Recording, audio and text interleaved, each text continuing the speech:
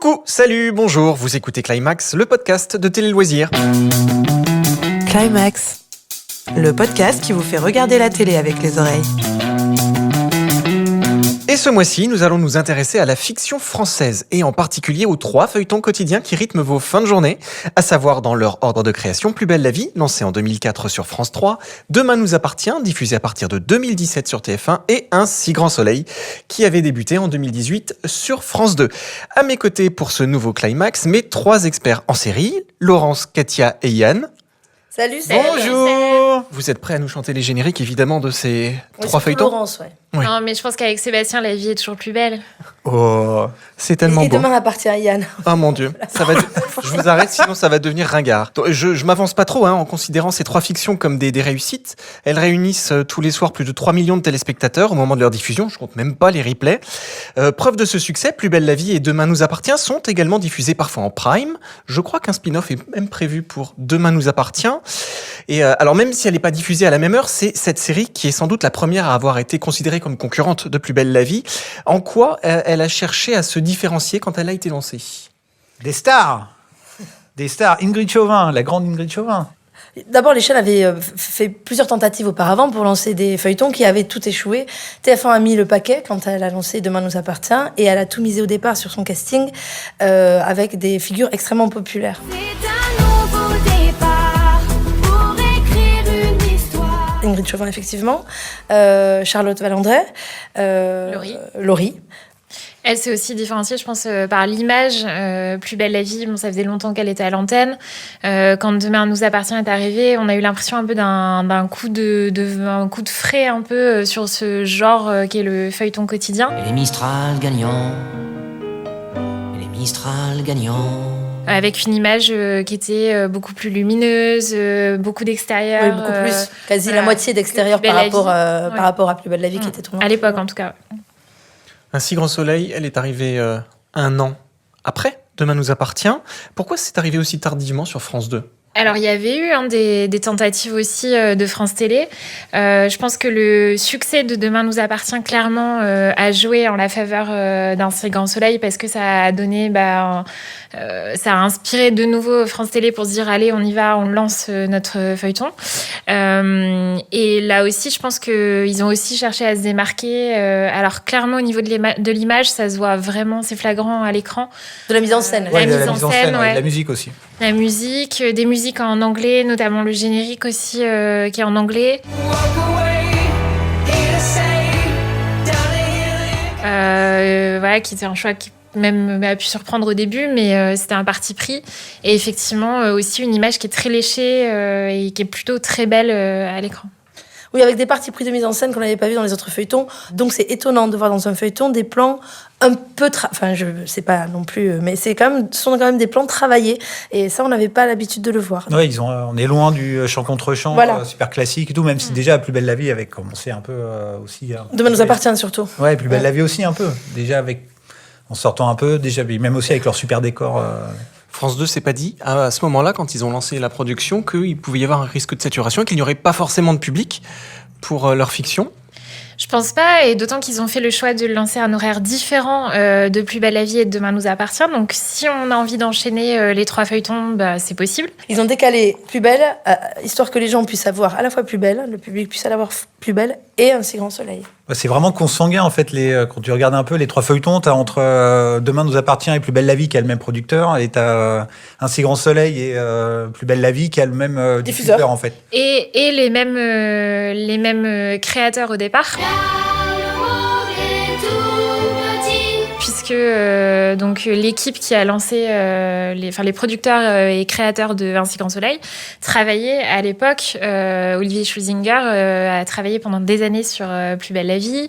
Thomas Desmatteis aussi. Et t'as même des scénaristes qui ont fait mais la totale, voire même encore genre Seconde chance, Paris 16e, et qui ont fait les 3, Plus belle la vie, Demain nous appartient, Un si grand soleil. C'est une petite famille, et ça donne l'impression de voir quasiment une espèce de méga série sur 3 chaînes différentes, quoi. Oui, parfois il y a les mêmes prétendants et tout, mais ce qu'il faut dire surtout, c'est que c'est quand même un exercice très particulier, le feuilleton, en termes d'écriture et en termes de production. C'est donc pas étonnant que ce soit les mêmes personnes qui émigrent parce qu'ils transmettent leur savoir-faire.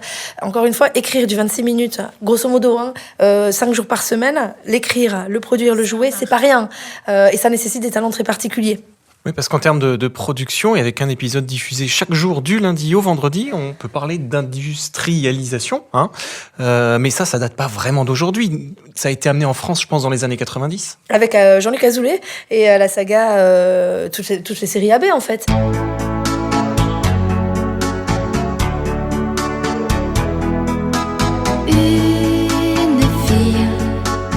Évidemment, c'était aussi tourné en studio, à un rythme totalement frénétique. C'est vraiment la taylorisation, effectivement, de la fiction, quoi. Mais c'est comme ça qu'on arrive à produire du feuilleton quotidien. C'est comme ça que les États-Unis font, même le Royaume-Uni, pour leur soap. Avec plusieurs équipes. Alors, effectivement, c'est des studios dédiés, mais donc ça nécessite une mise en place énorme à la base, un investissement financier pour créer le studio au démarrage, avant le tournage, et aussi des rythmes de tournage particuliers. Donc en général, il y a 3 équipes qui tournent et qui alternent en fait sur les différentes intrigues, puisqu'il y a 3 intrigues A, B, C. Ce qu'on appelle des arches. L'arche A principale, l'arche B. Voilà, et elles s'entre-nouent en général dans un épisode. Mais effectivement, il y a 3 équipes en général pour tourner ces 3 arches. En France, on connaît aussi d'autres fictions étrangères de ce même type. On va faire une petite parenthèse là-dessus, mais style Les Feux de l'amour ou Amour, gloire et beauté, ça a aussi marqué le public français. Est-ce qu'elles sont produites de la même manière ? En termes de technique de production, oui. Par contre, à l'image et en termes d'intrigue, c'est différent. On voit, d'ailleurs, on en parlait encore tout à l'heure avec Katia, c'est vrai que quand on regarde aujourd'hui Les Feux de l'amour et Demain nous appartient, par exemple, ça paraît daté maintenant. Ça paraît quasiment ringard. Un peu poussiéreux.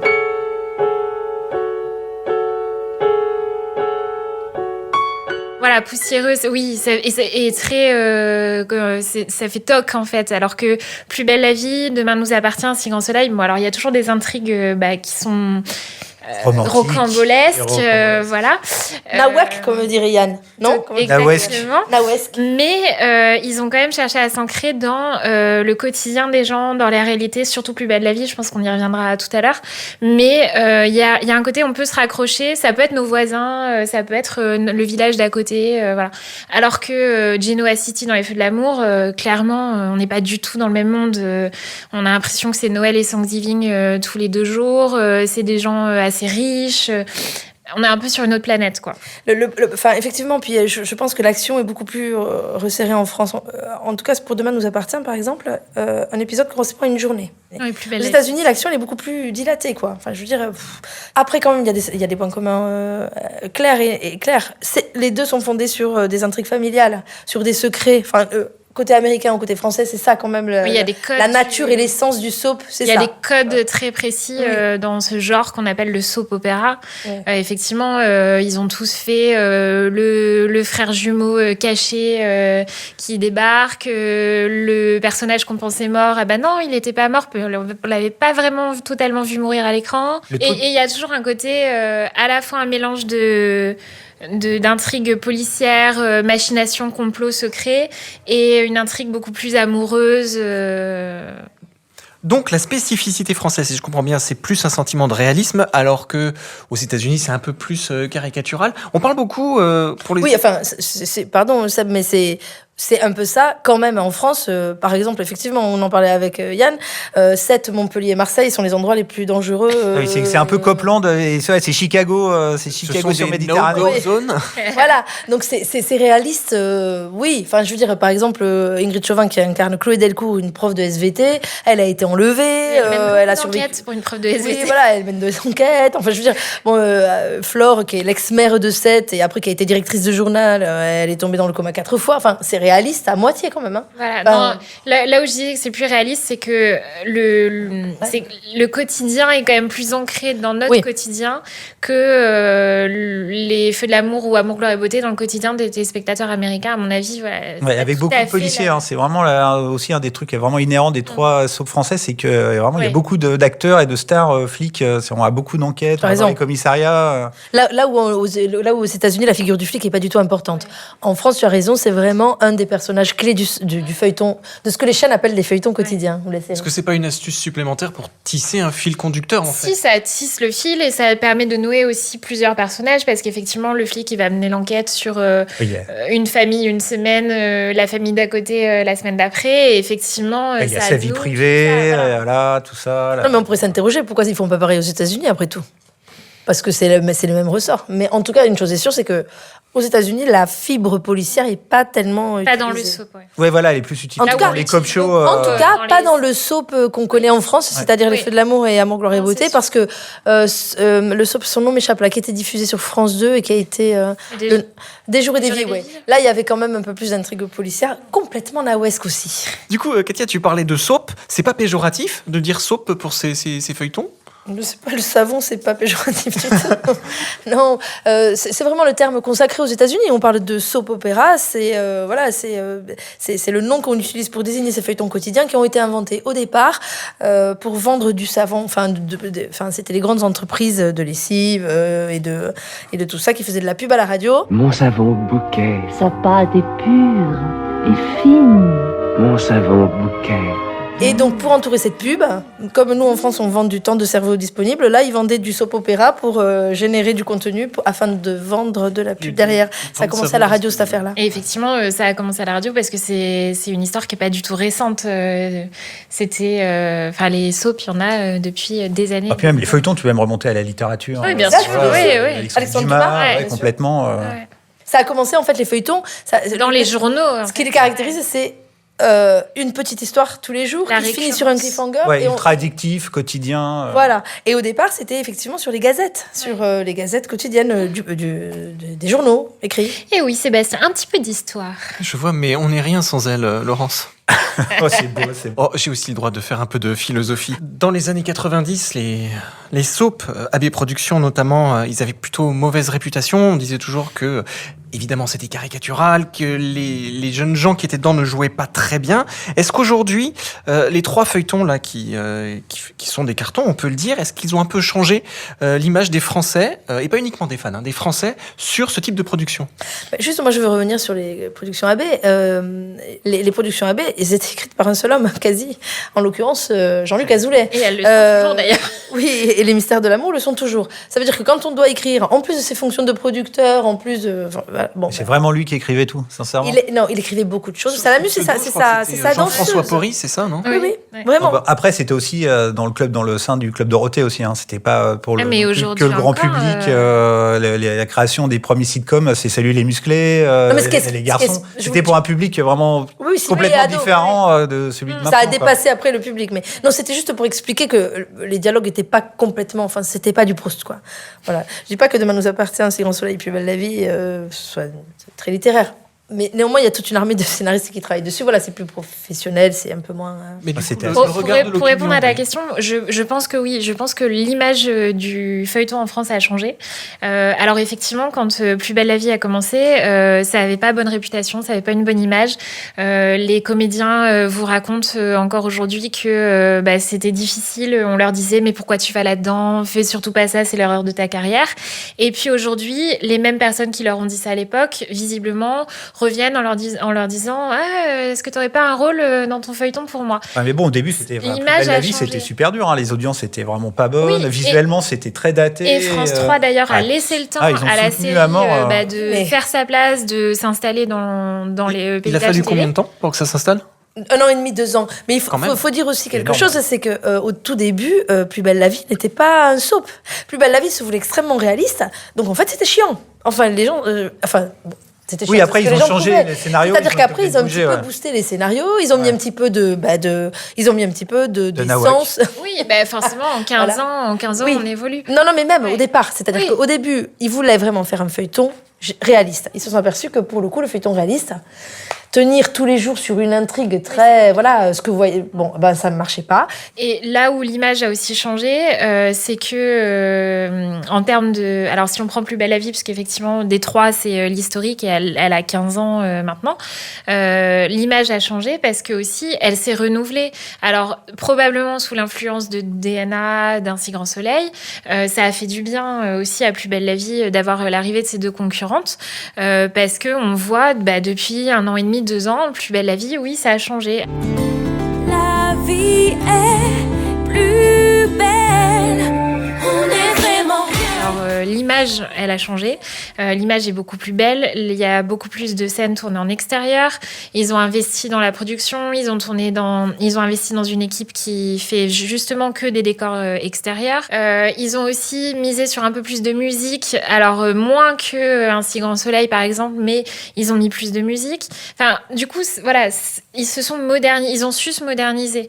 Et pour revenir à l'image des feuilletons et des comédiens qui veulent en être, récemment, Frédéric Diffenthal, qui a rejoint le casting de Demain nous appartient, disait que c'est lui qui souhaitait rejoindre la série parce que avec un rôle récurrent et non pas juste un rôle de guest, parce qu'il y en a qui préfèrent justement les trucs très ponctuels de guest. Voilà, il voulait rejoindre la série. Puis le plus grand symptôme de la réussite vis-à-vis du public, c'est par exemple avec une personne comme Laetitia Milo, qui est vraiment un des personnages historiques de Plus belle la vie, qui est devenue une superstar grâce à cette série-là. C'est aussi les acteurs qui ont réussi à sortir de la série, à devenir vraiment populaires, à continuer d'être populaires, qui marquent aussi le respect des gens vis-à-vis de la série d'origine, en fait. Au sens premier du terme populaire. Ouais, totalement. Ouais, c'est-à-dire totalement, qu'effectivement, ce sont des gens qui sont vus tous les soirs. D'ailleurs, pour le coup, tous les acteurs le disent aussi. Hein. On rentre chez les gens tous les soirs, donc on fait un peu partie de leur famille et on fait partie de leur univers. Ce sont des gens populaires, vraiment, du peuple. Enfin, et voilà. certains, effectivement, je pense, sont plus populaires que des acteurs qui seraient, entre guillemets, beaucoup plus connus ou dans des programmes beaucoup plus reconnus. Tu parlais de modernité avant, Laurence. Plus belle la vie revendique souvent justement le fait de mettre en avant des sujets avant-gardistes dans les épisodes. C'est le cas pour les 3 feuilletons. Non, Plus belle la vie, c'est vraiment... Demain nous appartient, on le fait par petites touches. Mais Plus belle la vie, c'est vraiment... j'aime pas trop cette expression, mais ça fait partie de son ADN. Effectivement, il voulait être réaliste. Et Plus belle la vie, c'est un feuilleton de société qui met en avant des sujets de société. Alors, je pense que l'exemple le plus flagrant qui fera date, c'est le mariage pour tous. Monsieur Thomas Marcy, acceptez-vous de prendre pour époux Monsieur Gabriel Riva. C'était, voilà, il voulait mettre en scène le mariage de Thomas et Gabriel juste après la promulgation de la loi française.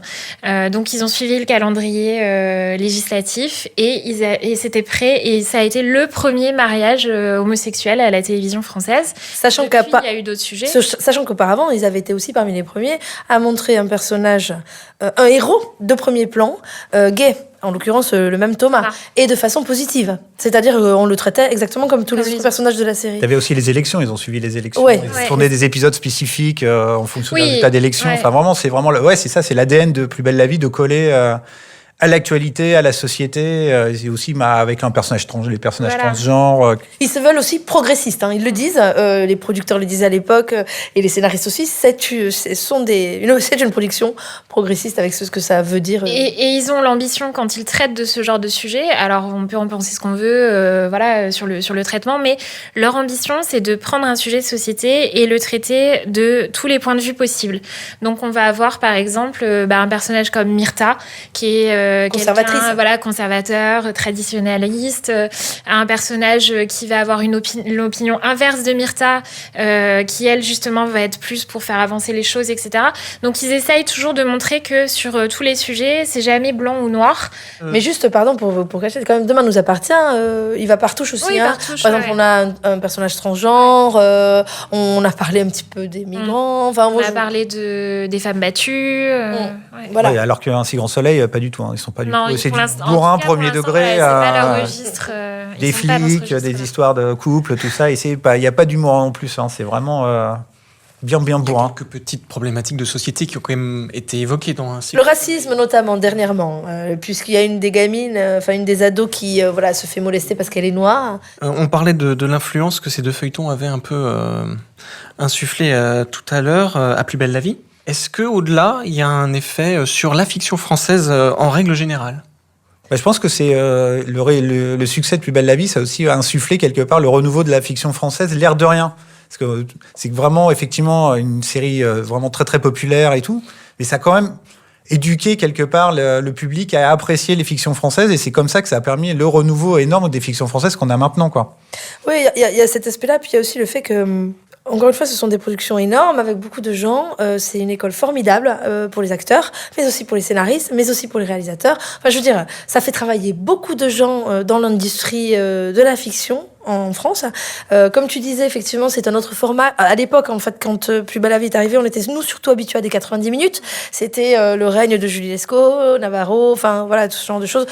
Sans doute que, voilà, ça a permis à la fiction de se renouveler, pas seulement sur les contenus, mais aussi sur les, je déteste ce mot pour le coup, mais sur les talents, sur ceux qui la font, en tout cas. Ouais, puis technologiquement aussi, tu as quand même plein d'apports. Les premiers tournages en 16/9, le caméra super technologie aussi, c'est les soaps et Plus belle la vie, souvent qui arrivaient avec déjà le studio, la place du Mistral. Le studio, quand tu le visites, c'est absolument colossal. Hein, ça fait, je sais pas combien, 30 mètres de haut. T'as vraiment l'impression d'être dans un quartier. C'est cette culture de technologique et scénaristique et qui a vraiment, je trouve, qui a décomplexé quelque part une partie de gens qui font de la télé en France et des fictions, qui se sont dit mais ouais, pourquoi pas, on peut aussi, si ça marche, on peut essayer de se lancer dans le 52. Et puis je pense que les feuilletons aussi ont cet atout-là, c'est qu'ils essayent de s'adresser à toutes les générations. C'est en tout cas leur ambition, et je pense que ça marche. Et quand on voit effectivement dans les séances de dédicaces ou ce genre de choses sur les festivals, les gens qui viennent voir les acteurs des feuilletons, c'est un public plutôt jeune en fait. Et là où la télé aujourd'hui a du mal à intéresser les jeunes téléspectateurs, les feuilletons, eux, y arrivent. Notamment par le biais des héros, parce que dans un feuilleton français, en tout cas, il y a toujours une jeune génération. Donc il y a les stars qui sont middle age, à peu près. Il y a les vieux, Quadra, Quinca. Il y a les grands-parents. Il y a les grands-parents, et il y a aussi les lycéens, jeunes adultes. Et j'imagine que eux captent pas mal de jeunes publics. Là aussi, ils ciblent beaucoup sur le web, et avec les web-séries, ils développent les réseaux sociaux aussi. Ouais. C'est toujours été partie intégrante de la culture de ces soaps-là, ce qui fait qu'effectivement, c'est des émissions qui arrivent à transcender le public télé habituel, quoi. Et sur les réseaux sociaux, ce qui est intéressant aussi, c'est que les productions et les scénaristes surveillent ce qui se dit sur les réseaux sociaux, sur les intrigues, les personnages, parce que les communautés sont effectivement très investies dans l'intrigue.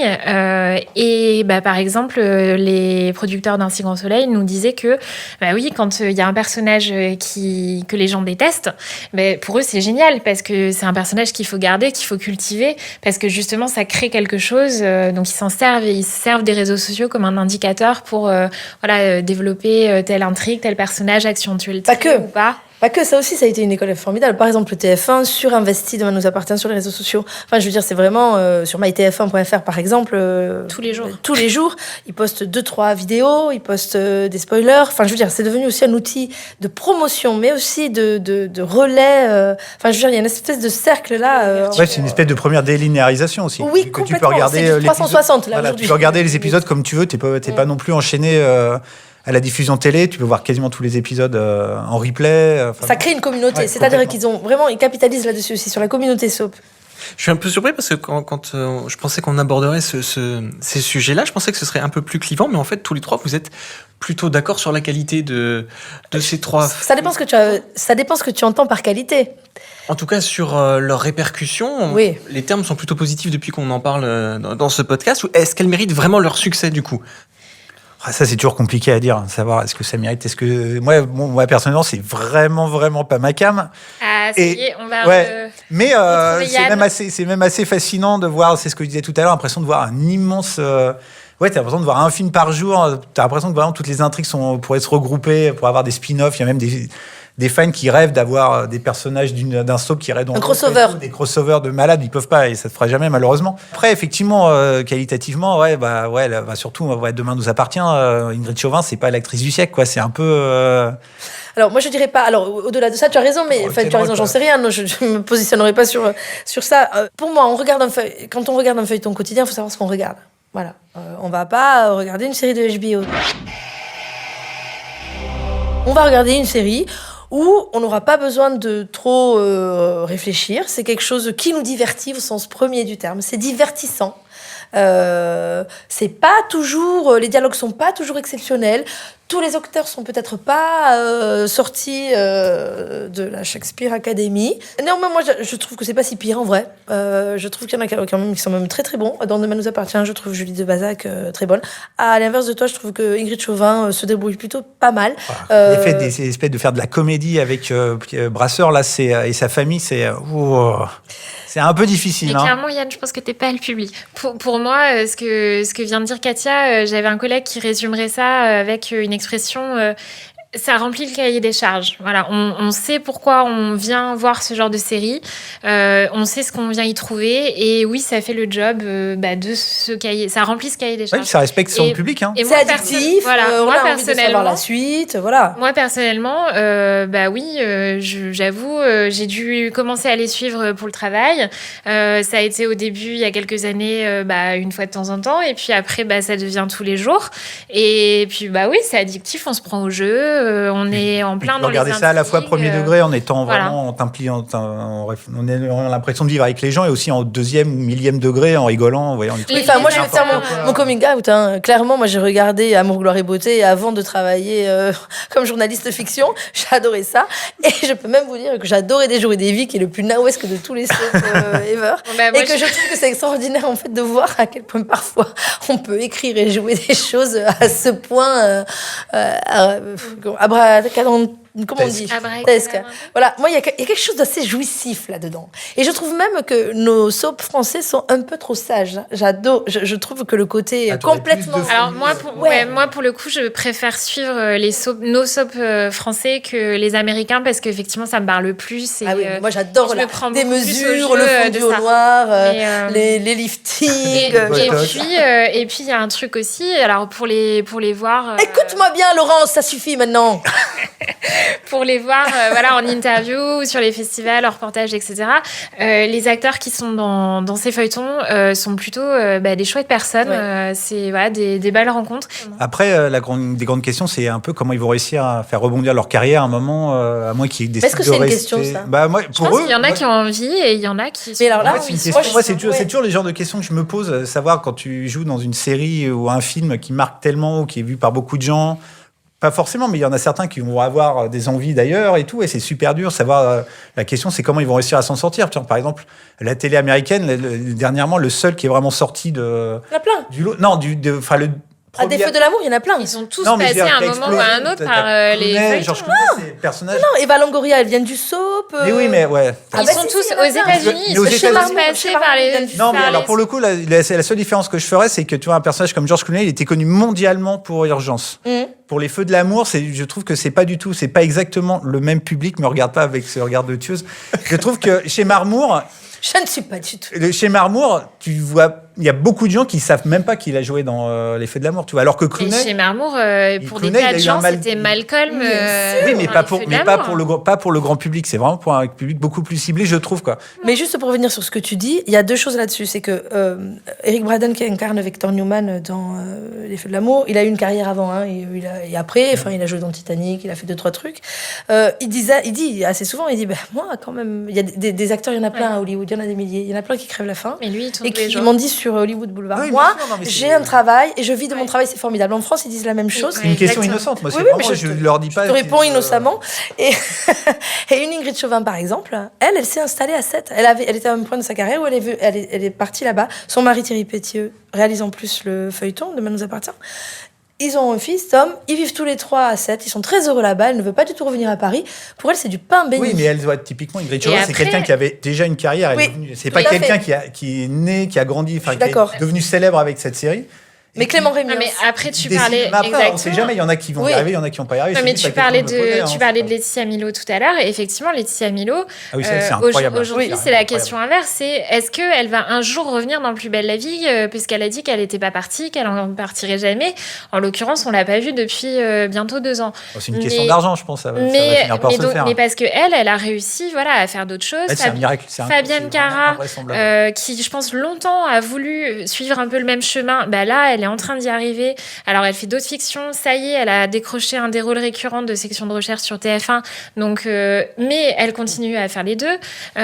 Donc, c'est possible. Et Clément Rémiens, je pense qu'il est super bien parti. C'est aussi un des effets du cercle vertueux des feuilletons, c'est que mine de rien quand même, ça fait émerger deux trois acteurs qu'on ne connaissait pas. Et ben ces gens-là, Clément Rémiens notamment, c'est le talent qui monte sur TF1 aujourd'hui. Il a fait Danse avec les stars, il a fait Pour Sarah. Ça peut être des révélateurs de carrière aussi. Voilà.